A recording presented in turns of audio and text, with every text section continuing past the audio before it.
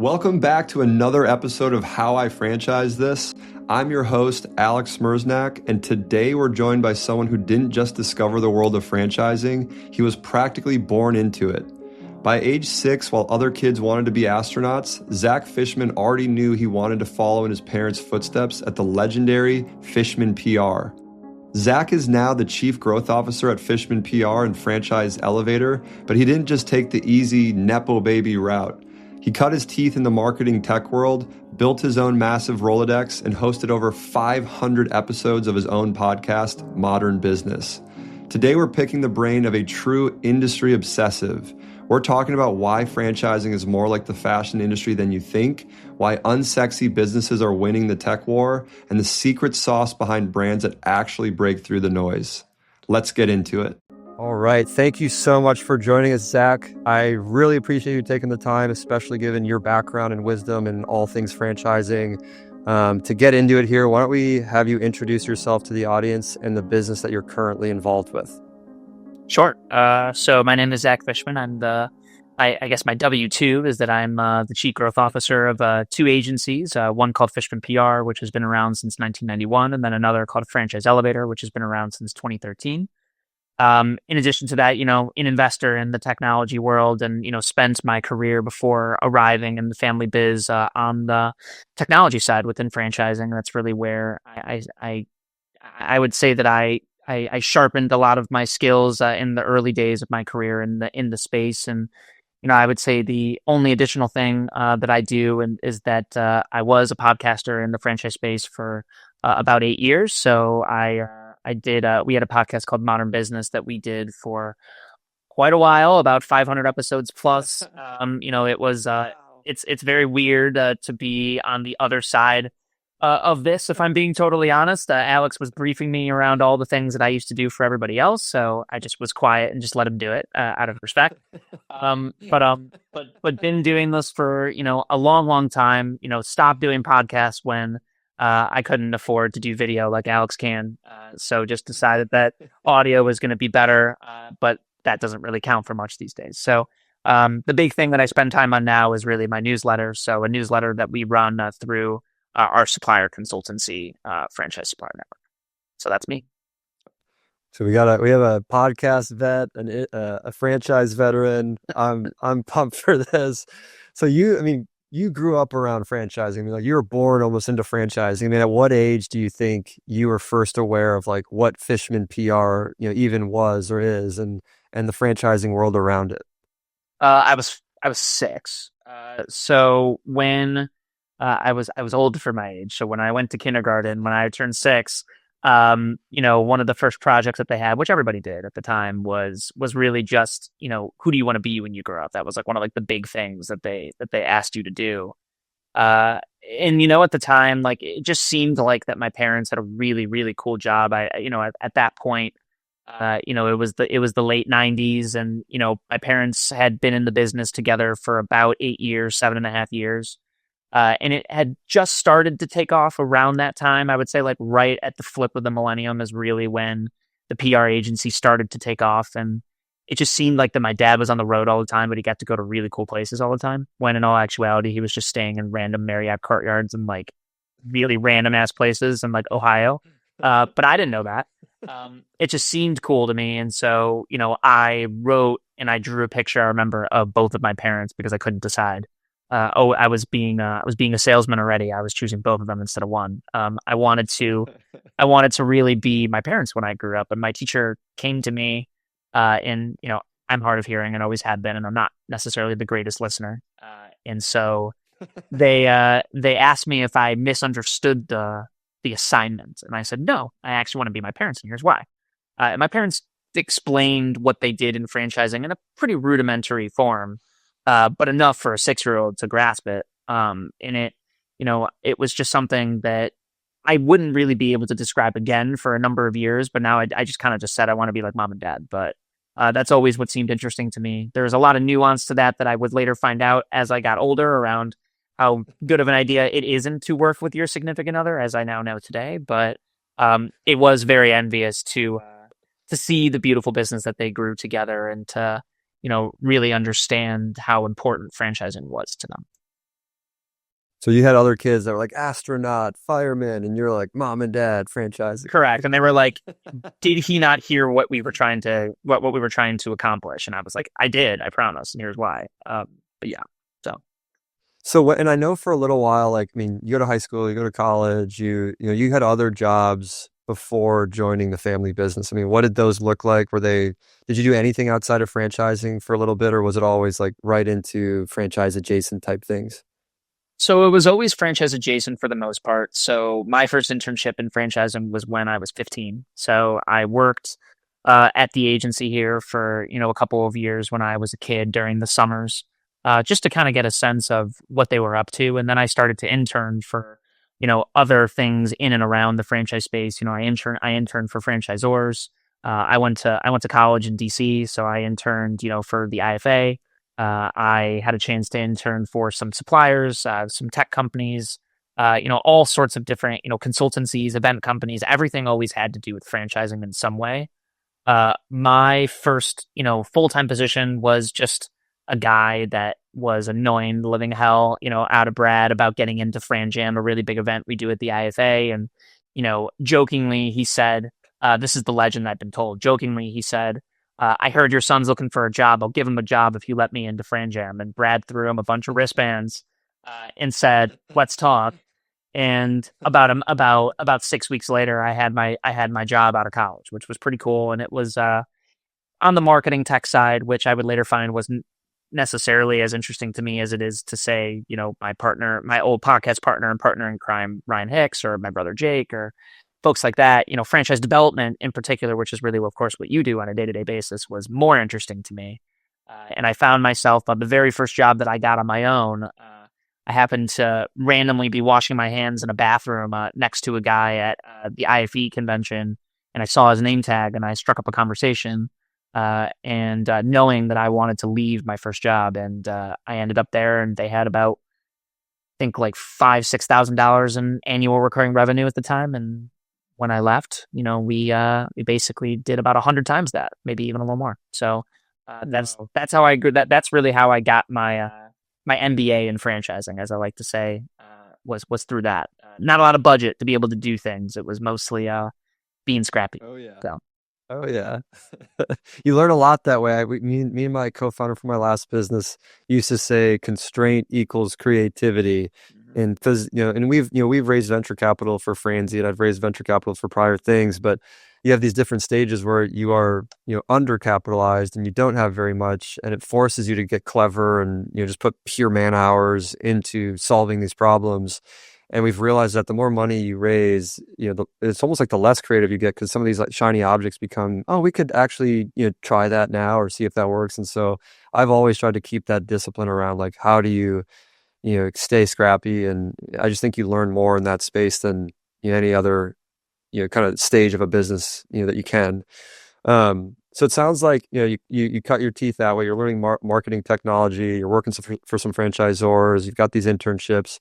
Was it always in the cards to come back and work for, the family business and to get into more, PR, or was that always like hey, maybe I'll do that? It was always something, my father wanted it to happen immediately. My mother wanted me to take about, I think, like a year, maybe 2, maybe 3 years. I wanted 5, of course, because I think that for me, I really wanted the opportunity I wanted to not be looked upon as a Nepo baby. I still am anyways, right? Like, I mean, it is what it is. I can't really avoid that, but I still am considered that no matter what I do. That's part of being a Nepo baby, is that no matter how much of a name you make for yourself, it still follows you no matter what, for better or for worse. But I think that Yeah.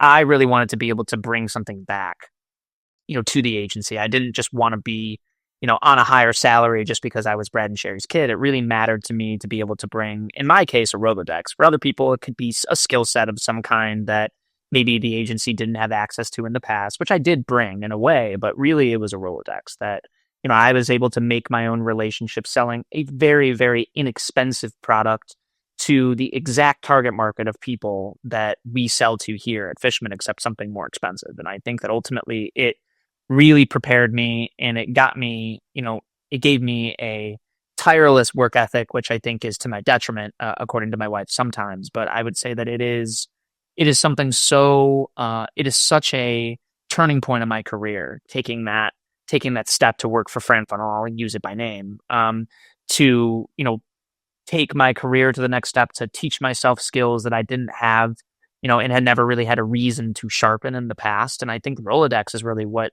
brought me here. And, what I think is it's a blessing and a curse working with family, right? I think there's a lot of people in the franchise world, a lot of entrepreneurs that go into business with family, and they all know what I mean when I say that it is the most beautiful thing that you can ever do, but it's also the most frustrating at the same time. There's no boundaries at all.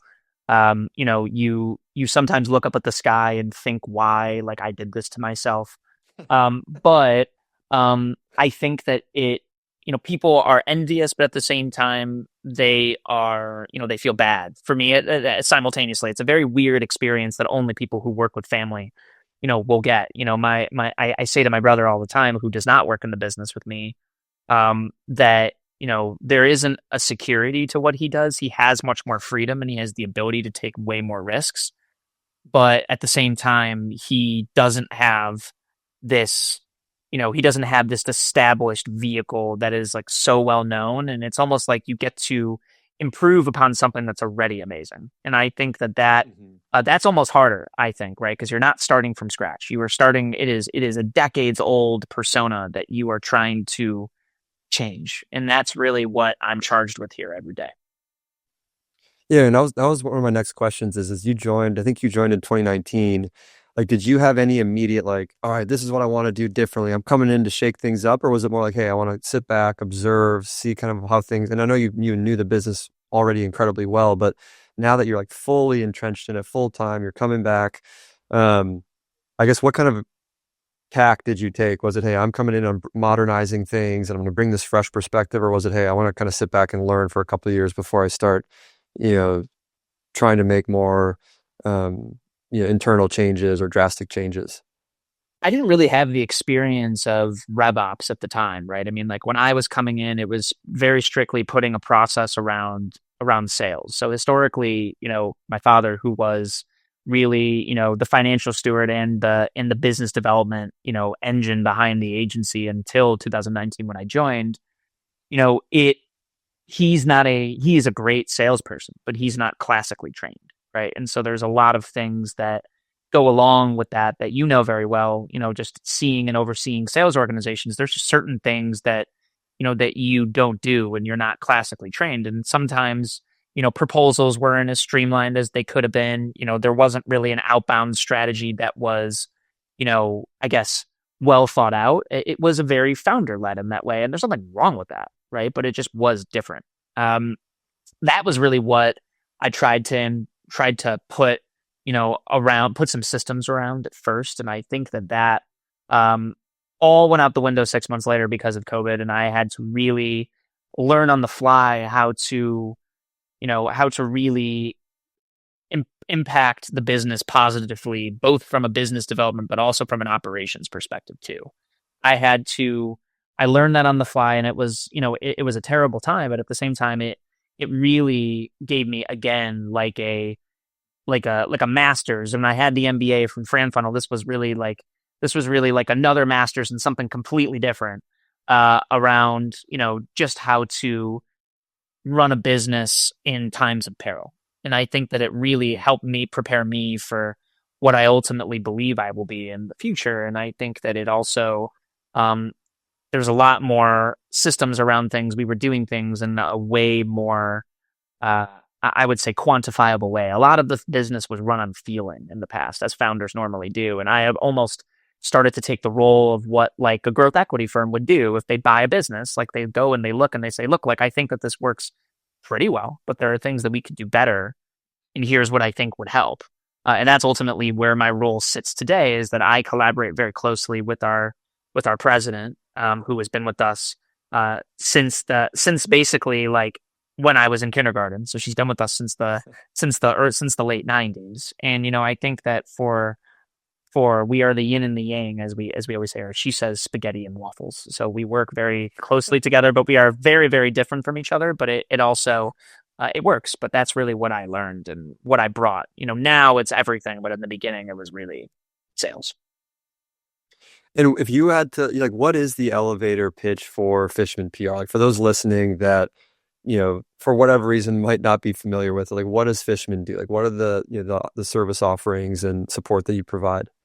So both of our agencies are agencies that specialize in franchising. So we are basically the largest collection of agencies that specialize in the franchise space, and I would say we are most well known for educating prospects from a franchise development perspective. There are certain sectors.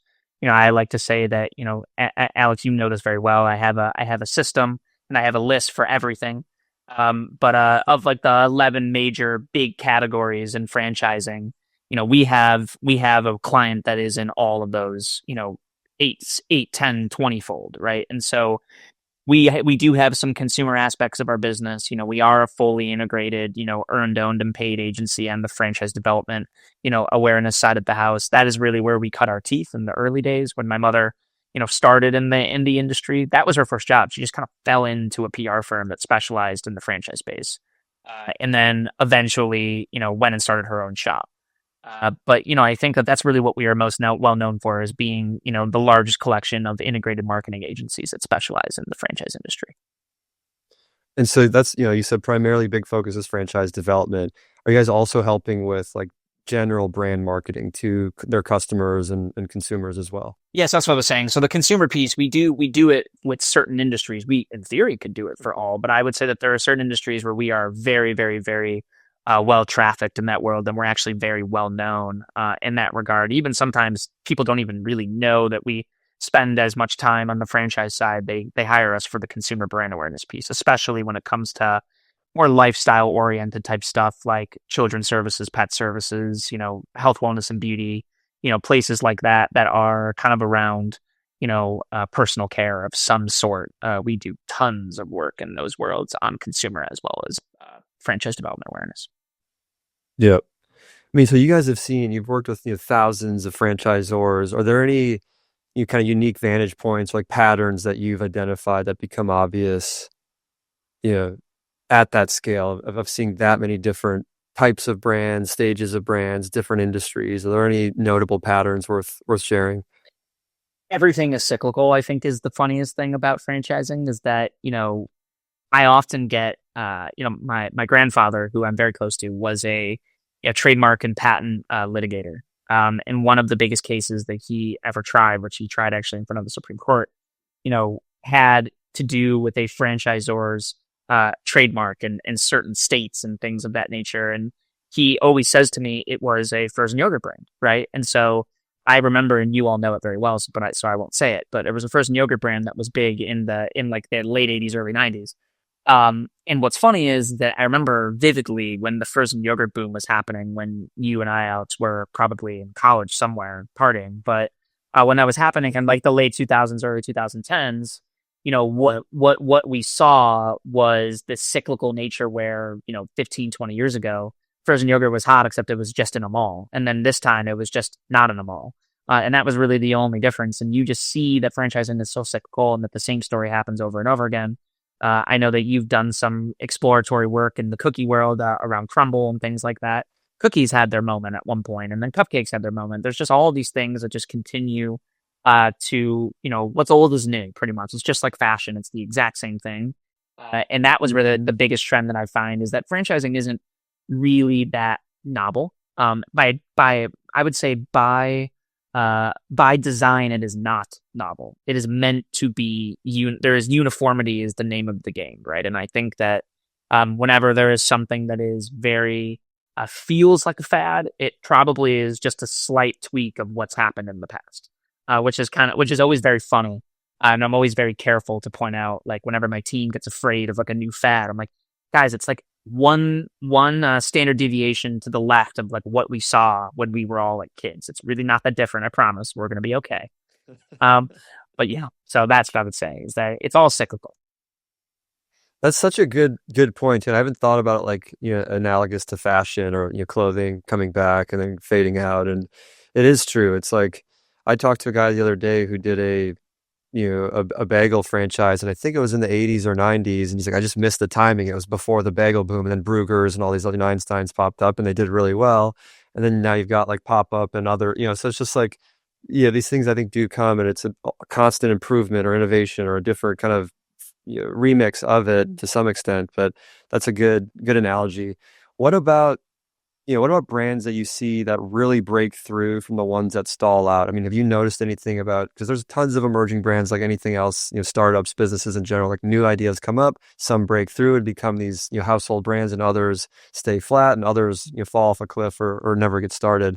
What have you noticed about the ones that like really make it? Is there some unique differentiator about them? Is that they get the timing right? Is there any, I guess, trend there that you've seen?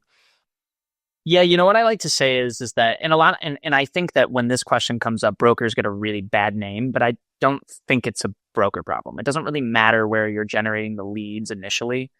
I think what matters is the people that are starting the brand for the first time, right? When I see brands that succeed, typically the founder is an operator. It is somebody who is not a salesperson. They're not a marketer. They're not their best attribute. If you were to put a water gun to their head and they were to say, like, this is what I can give to the franchise world that nobody else can, it's that I can create a system that a replacement level person can do better, or as well or better than I can, right? And I think that the brands that do really well, take Jersey Mike's, for instance, like Peter Cancro was an operator. That's what he does, right? And that's why that brand sold for $8 billion, right? I mean, like, there's a reason for that. I think that a lot of the brands that we see that grow in the space, they often are operators, but the hardest part about that is that you also have to have this unique blend of being able to be a good communicator of people as well. Most operators are very insular, and they really struggle with communicating to a large mass of people.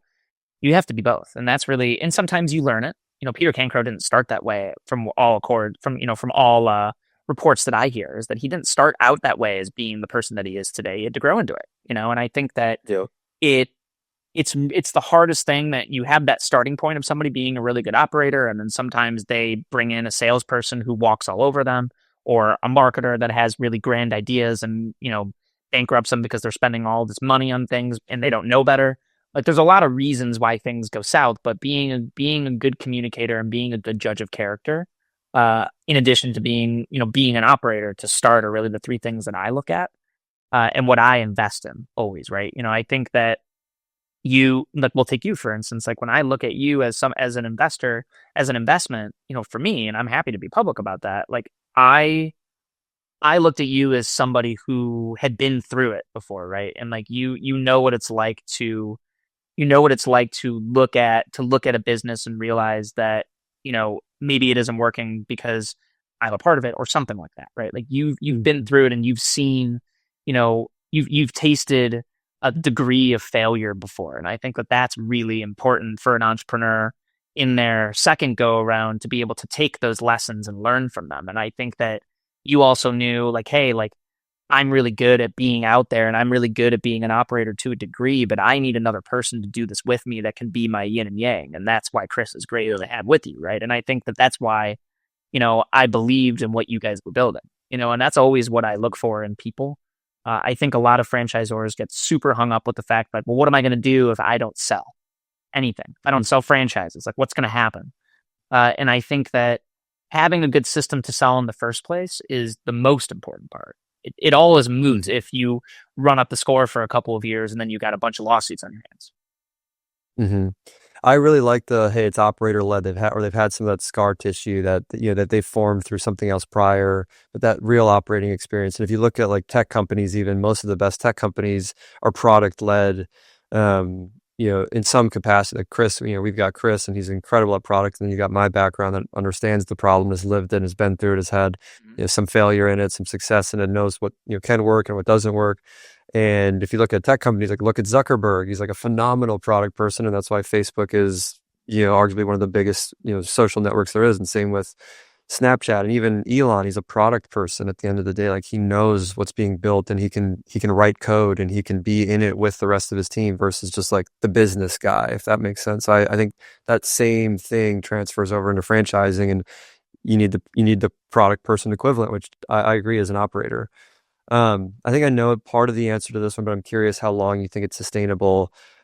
You know, I think storytelling gets you so far. It can hide poor business fundamentals and you can spin things and make them look good. But how long do you think that lasts for certain brands? Is that, eventually the jig's up and at the end of the day, the business has to perform? How long do you see situations like that happening?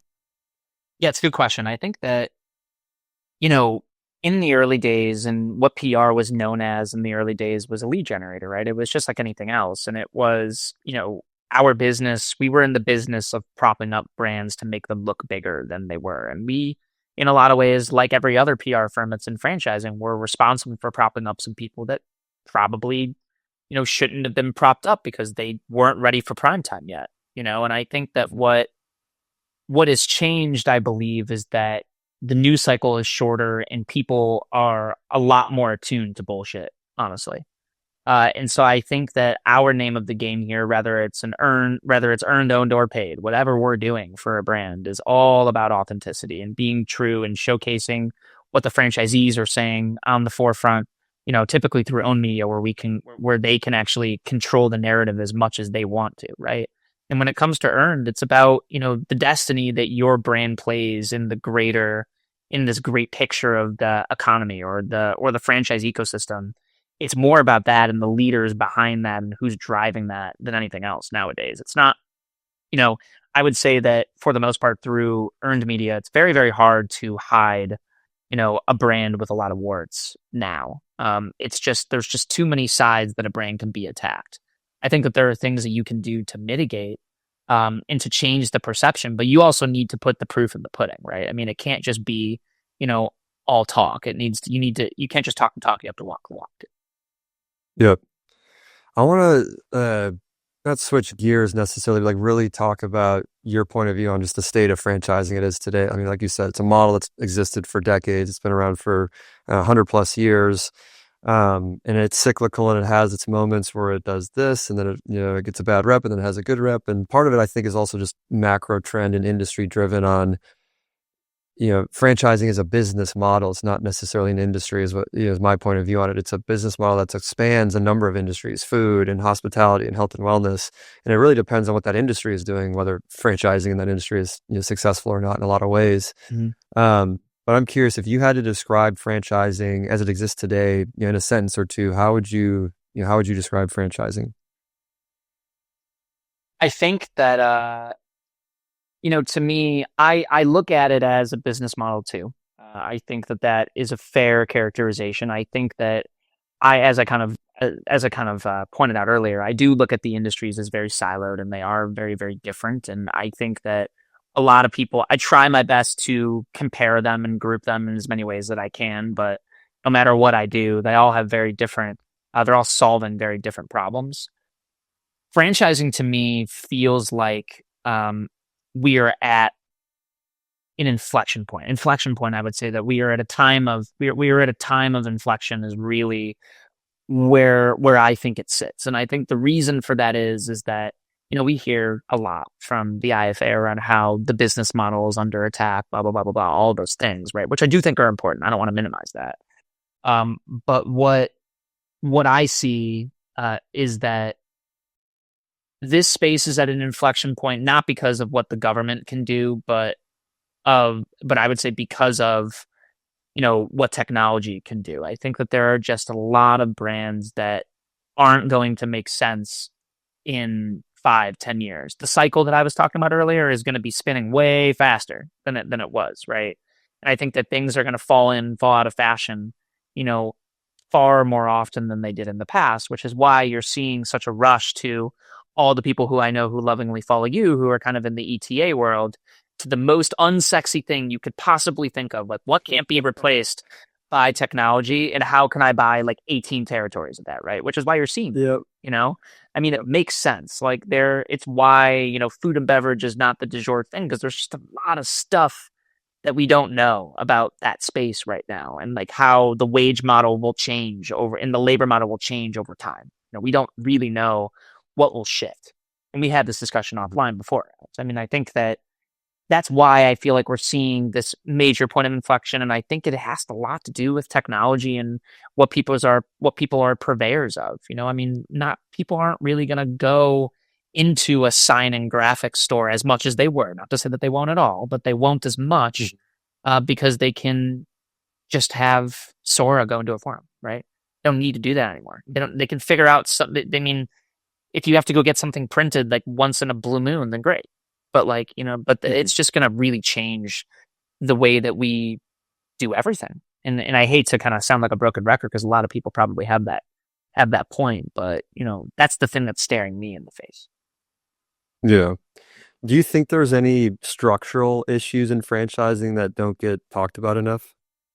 I think that there's a few things. So we talked earlier about how that there are a lot of if you start as an operator, I believe that is a good green check, right? I think that that's like a really good baseline. But the thing where a lot of operators make the mistake on, in my perspective, is that they choose the wrong dancing partner to take them from here to here. And it doesn't matter if you're an internal salesperson, you're an FSO. This is not about that, right? It's about just the person behind it. It doesn't matter if you are a greater organization or you are one person. What I believe matters is that when people make that decision, the compensation structure is pretty screwy. No matter if it's internal or external, like the way that you are incentivizing these people to grow your brand. These are comp plans that are being done by people that don't know how to sell. And I think that that's a problem, right? That's become industry standard. I believe that there is some Wild West aspects to the franchise space that I don't necessarily think are good or bad. I think that there is good and bad apples to everything. But I think that there is some certain things that aren't regulated enough, in my opinion, that do encourage incorrect or improper behavior, right? I think that that's really what I believe it's all about. It's that we in franchising trust people to do the right thing far too often without any oversight. So I think that that's I'm glad you. that thing I would change. Go ahead. That's the thing I would change, really. Yeah. Yeah, I agree. And I'm glad you said that. I think it's akin to like, have you seen the movie The Big Short? Of course. Yeah, like when all the housing market crash happened and people are blaming the banks and they're blaming the government and they're blaming all these things. I just I was a finance major in college and part of we had to unpack that and do a project on it. And I remember thinking through like, all right, where are the incentives? And when you think about like going all the way back to that, I'll be quick about this aside, but Clinton's platform at the time was every American should own a home. And, that was like a big part of his campaign. And so then Fannie Mae, Freddie Mac become government institutions that go to the banks and say, hey, we want you guys to originate more mortgages to people so that more people are buying homes. And we'll buy those mortgages from you and we'll take them off your balance sheet and back them as the United States government. And historically, the bank was responsible for kind of two things, taking in deposits and then loaning money, but at a risk-adjusted way so that they're not overextending themselves and putting people's deposits at risk. But now there's this third party that's coming in and saying, hey, Zach, we'll actually take that risk on ourselves so that you can now originate more and more mortgages. And there's a scene I remember in The Big Short where they're talking to these mortgage brokers and they're like, yeah, of course, we're just doing this and that. We're issuing one to this person. It's their second one. It's their third one. And they just... You can't blame them almost because this other group came in and said, hey, we will take that risk. And so now this risk that you were initially managed by doesn't exist and you should just issue more and more and more. And I think that's very similar in a sense to sometimes the way franchises get sold. It's like there's regulation in franchising, but there's not regulation overseeing really that part of it. And so you almost can't blame the people who are like, yeah, I want to sell as many franchises as I can because I can. And I'm still doing it within the guidelines of what I'm regulated by today, and so that means it's okay. I think some people have different ethical, lines and morals and whatnot. That's a different, conversation. But no one's stepping in really and saying, "Hey, we're overdoing it, and there needs to be more regulation." And I worry about it at times. And part of what we're trying to do at Franzi is, can we come in and like self-govern this a little bit and just be way more objective and aligned in how people research, diligence, and find the right fit. I'm glad you brought that up. I think it is, some elements are Wild West, but at the same time, the incentives are where they lie, and either those incentives need to change or someone needs to regulate those incentives. Otherwise, we'll continue to do what we've always done. Yeah. I mean, I think that the thing for me, the only thing I'll say is that when you give a mouse a cookie, you can't be mad at them for taking it, right? Yeah, exactly. Exactly. I want to get into some of the industries and like, models and kind of what things you are seeing and what you get excited about. So are there any, franchise categories that you think are or industries that are oversaturated, right now with various franchise models? Yeah, I think that there is definitely going to be quite a bit of disruption in two. I would say. I mean, in all of them to a degree, but I think that there are two that I'm very interested to kind of see where they go. I think the first one is pet. I believe that pet is probably the most rapidly growing space in the industry. There's a lot of new entrants into it. There's starting to become quite a bit of PE that's flowing into it, and I just think that as the lifetime value of the dog or the cat is increasing, as people are spending more and more of their disposable income on them, I believe that there's just going to be more and more that will become available. You're going to see a budget, a mid tier, and I would say probably a luxury tier of everything when it comes to pet. And much the same way that you see with food, that you see with a lot of things. Like I wrote about it in my newsletter last month around, the pet hospitality space and how in the very beginning, everything was just kind of coalescing around it just being a space that existed. But now it's become professionalized enough where you're seeing like a budget, mid-tier, and luxury. And I kind of similar to hotels, right? It's very interesting. I call it pet hospitality now, more than just dog boarding and doggy daycare. Now it's properly a hospitality space similar to the hotel industry. So it's, 1, 2, 3, 4, and 5 stars in much the same way, which I think is really interesting. I think that there's a lot, and there's more within pet, but that's like the big thing that you're seeing, that people are just behaving more, they're making their pets behave more like humans, which I think is kind of goofy but it's funny though, and it makes sense. The other piece I think that will, have quite a bit of change, I think is really like I guess just like the umbrella professional services industry as a whole. So I'm talking, when I say that, I mean, automotive, B2B services, specialty retail, things that are where you need to have a very specialized skill set, but it's more I would say it's closer to white collar in nature, I would say. And what, automotive, I think in some degrees is, some degrees isn't. But I think that what's interesting about those industries is that I think those are the ones that I think the technology are going to mess around with quite a bit, especially B2B and specialty retail. And I think that there is just going to be a lot of disruption that's in that. Will those spaces exist in 10 years? I don't know, maybe. But I mean, I think that that's just what I'm interested to see and interested to watch. The levers that a lot of these bigger companies, like we work with the brand Batteries Plus on the Fishman side, that, classic specialty retail brand, but a lot of what they're levering towards is completely different than what it would have been if you had them on stage at their conference even a year ago, right? Which is so interesting, but it's because they have to make changes, because they're seeing that specialty retail as a whole is being affected by, Amazon really is like the big thing. And I know that that's a very tired thing, but it is becoming Real. much, much, much, I would say, more important now, just because they feel themselves dying, like they feel themselves slowly withering away a little bit. And, though the brands that are bigger have the ability to absorb that, but I just don't really believe we're going to see a lot of new entrants into the space in quite the same way that we did. Specialty retail is one of the oldest industries in the space, and so is B2B services, right? But that doesn't mean that they're going to be around for forever. Yeah. Speaking of what would be around forever, I mean, what industries or categories do you think have the strongest staying power, long-term fundamentals? They're not going away. They are, I don't want to say bulletproof, but recession proof. And like, it's just such a need that it's likely to not go away anytime soon. My favorite industry, I think, when it comes to recession proof is probably children's services, because I believe that people are always going to want what's best for their child.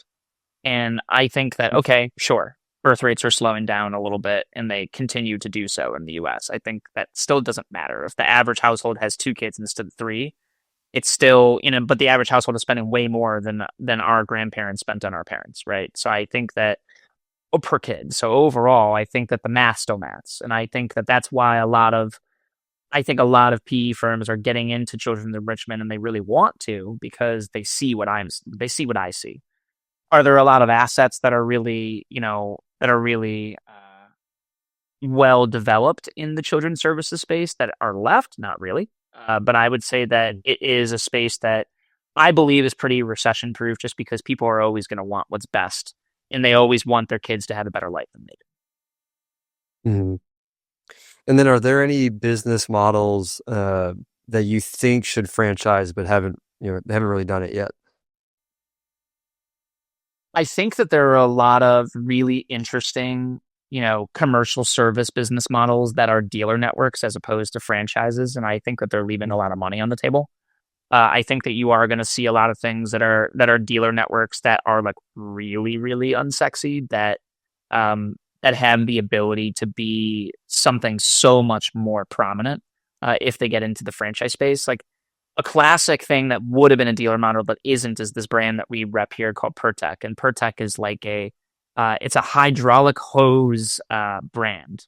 So they do quite a bit on construction sites and the like. And that is a classic thing that would be a dealer. And like most other instances, it's an Australian brand originally that came to the US. And the leader that runs it, she, I always say to her that I just think it's so interesting that this random brand that I honestly, if I had to sit and explain it, like it's really hard to explain to somebody if I am given like 5 minutes of time. But when you do, you're like, huh, I bet you make a shitload of money on that. And I was like, yeah, you do.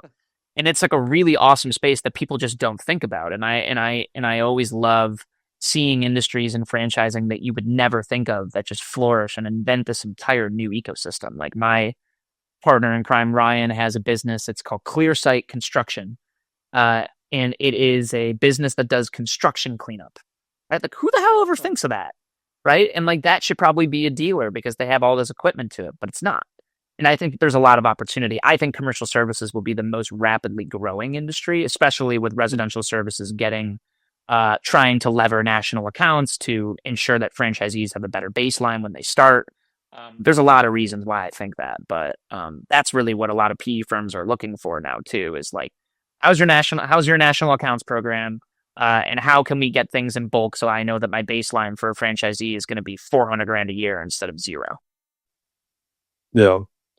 I'm sure in the not too distant future here we'll have like robot repair franchises and things like that. Two that I've thought about, and maybe they exist and we just haven't discovered them yet, or it hasn't come across my radar. But like pool installation, I know there's pool cleaning, but like I meet a lot of independent pool like contractors, and they're actually building the pools out, and they make so much money. And it just every time I meet someone that does, I'm like, I feel like this could be a franchise model, and I don't know why there isn't one. I know it's more skilled labor and it's more construction, but that. And then I mean, we went through this. I've an 8-month-old, and getting into a daycare, they're like year-long waiting lists or multi-year long waiting lists. And I'm like, why are there not franchise daycares? And I get it's people's children, and you have to have like a very qualified background checked labor. But why isn't there more supply with given how much demand there is for that? So anyone listening, if you got the entrepreneurial spirit, go check that out and see if you can't figure that out, because there is, I think, endless demand for that.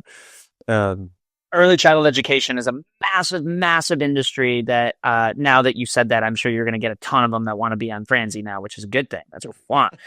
But it's a massive, massive space. There's been a ton of transactions that have been in there, and some that I'm aware of that haven't even been announced yet. So there's just a lot that you'll see. But I think that the other, your point, that you just made around pool installation, there's like one that exists in the franchise space. That's it, right? And so there's a lot of opportunity there. It's an incredibly fragmented industry, and so I think you're totally right. There's a lot to there's a lot to like about that space for sure.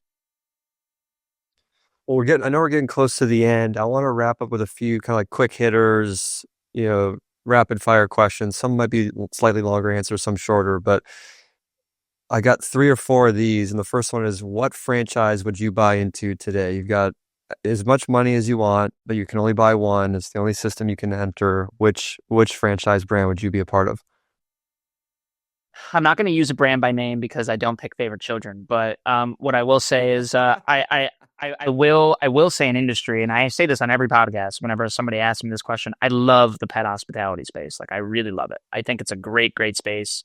But I believe, yes, it has some headline risk, but not enough for me to feel like that it's not a space that's going to absolutely pop off. And for me, I don't know, like if it would be the budget, the mid tier, or the luxury, the luxury version of pet hospitality, but it is one that I love, and I do believe that you know it's an industry that I think just has a lot of positives to it that I've really always enjoyed, and I just think that those are we do a lot of work in it, selfishly as well, and I know it very very well. So that's really Is what it boarding specifically, or grooming as well, and daycare, or is it boarding specifically? it's doggy daycare and it's doggy boarding. So it's really those two things. And all brands that are in this space kind of go back and forth of what is more common for them, whether it's boarding or it's daycare.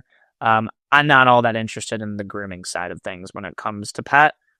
Mostly because I don't really do well with, being wet at all either. So like, I don't really want to ask a dog to be doing that while I'm spraying the dog. Like, but I think that the space that, if I'm being honest, it wouldn't be for me. However, one space that I do also love secondarily, which I think, which I really like, is that it's not really grooming anymore as much. It's more about pet wellness is really how it's being framed. So think like One Medical, which is owned by Amazon. Think like that, except for dogs. I think that that's really Interesting. more what interests me. So almost more like the medical side, where cleanliness and grooming is part of it, but there's also a lot more that goes and that is involved in that. And there's a very high profile brand that we do work with that really exemplifies that and is really leading that movement.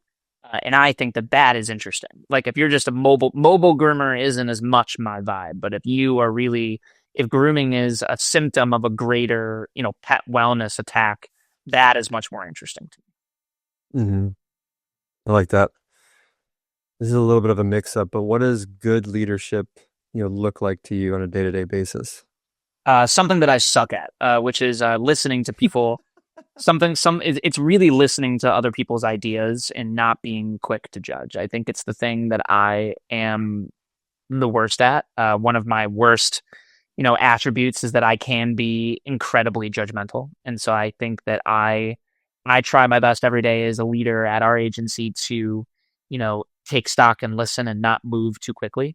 It's something that I work at every day to make sure that I'm better and better. When I first got here, when we were talking earlier, I was terrible at that, right? But at the same time, I was also really cognizant of the fact that that I didn't want to be a Nepo baby. So for me, I was loud about the things that I knew a lot about, and that was it. Like things that I like maybe knew something about, I really tried my best to not say anything because for a multitude of reasons. But now that I do feel like I have a grasp on everything that's going on, for me, like I think that that's what my mother is really great at. Our founder, she's awesome at listening. She's got, a husband and two boys who are very, very boisterous and are not shy about their opinions. And she is, sometimes her quiet demeanor is loudest when it means the most. So.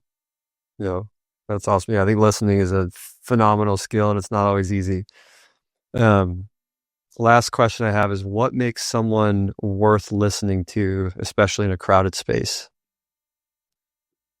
I think the people that are worth listening to are the people that work their ass off at it and they live and they breathe it, and you can tell that they wake up in the morning loving what they do. Like for instance, like we've been on this podcast for about an hour or so, and my parents are in New Zealand right now. My father has called me like 3 times just about different articles that he's reading because he's like a day ahead at like 10 a.m. right now in New Zealand. And like for him, he jumps out of bed in the morning at like 5:30 just thinking about franchising because he loves it. He doesn't have to do this every day anymore if he doesn't want to, but he does because he can't help himself. Like he just loves doing it all the time. And like that's how I am. That's how my mother is. That's how my brother is. Like it's a really cool thing to see that, it's this, niches make riches. That's what everybody always says, right? And like I think that for me, like I just can't help but be excited about like the most random press release that comes out about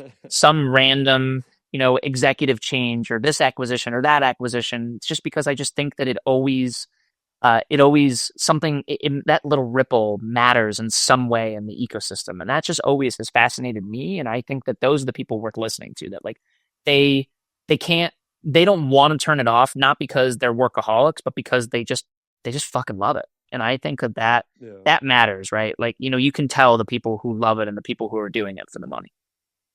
Yeah. I mean, I wasn't sure what your answer was going to be, but it's a good way to, I think, kind of wrap things up. I mean, ever since I first met you, it was very clear that you are like so plugged into this. I mean, even on this conversation, it's just like you're listing off people by name and what brand they're in. There's thousands of brands and even more people involved in these brands. And it's like, you've always got the name at the tip of your fingers and who they are, what their backstory is and what they did before. I'm like, how do you remember all of this stuff? Like, I can't remember what I wore, yesterday. And here you are with just like this just crazy memory. But I think it's because you love it and you obsess over it and you are constantly reading about it and connecting with people. And so, I think the answer was perfect. And you're someone that when there's a crowded space, I want to listen to and hear what you have to say, and appreciate you taking the time to share some of that wisdom and the unique perspective that you have with our audience and what we're building here at Franzi. So if anyone listening wants to find you or learn from you or read more or listen to more things that Zack or Fishman PR is putting out, where should we send them right now? My LinkedIn page is definitely the easiest place. So it's a ZACK and then last name Fishman, Fishman. That's the easiest place to find me. It's all linked up to my newsletter that I write every month. It's linked up to, all the websites of all the many things that I do, including Franzi. If you want to check out Franzi, if you haven't yet, and many other things as well. And the last place that you can find me is on stage often. The shirt that I'm wearing now is one of the events that we host that Alex that you've been to. Actually at the year for this one, but in many others. But events is a really big part of what we do, and it's a big part of our ethos here. And that's really about giving back to the space that we love as well. So Franchise Springboard and Franchise Unconference are the two of those. And you can check us out on those on franchisors.com. Awesome. We'll put some of those links in the show notes, and appreciate everyone for tuning in. And a bigger thanks to Zack for taking his time and sharing his wisdom again. Thanks for coming on. Thanks for having me. Appreciate it.